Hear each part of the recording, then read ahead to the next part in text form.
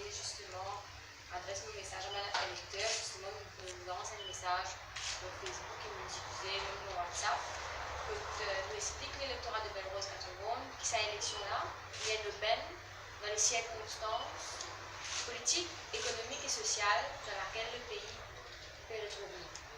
Il y a une peine qui fait, parce que malgré le fait qu'il nous dit à reconnaître que le système il a mis nous là, donc contrairement relativement à les autres pays nous fait bien, mais le système est bloqué. Il est bloqué à cause de certaines pratiques politiques qui nous dénonçaient, à cause d'une culture politique qui nous envie changer. Cette élection-là nous démontrait qu'il y a des gens qui un parti jeune, des gens qui sont au-dessus de cette tradition politique, qui n'est pas attaché à cette culture politique, qui a émergé, qui a travaillé, qui a réussi. Donc, c'est que nous dit à l'électorat de Belle-Rose Catherine de choisir une culture politique contre l'autre. Parce que pendant toute la campagne, nous démontrons que nos cultures politiques, ce qui nous permet d'amener, est totalement différent de ce qui est pratiqué en ce moment.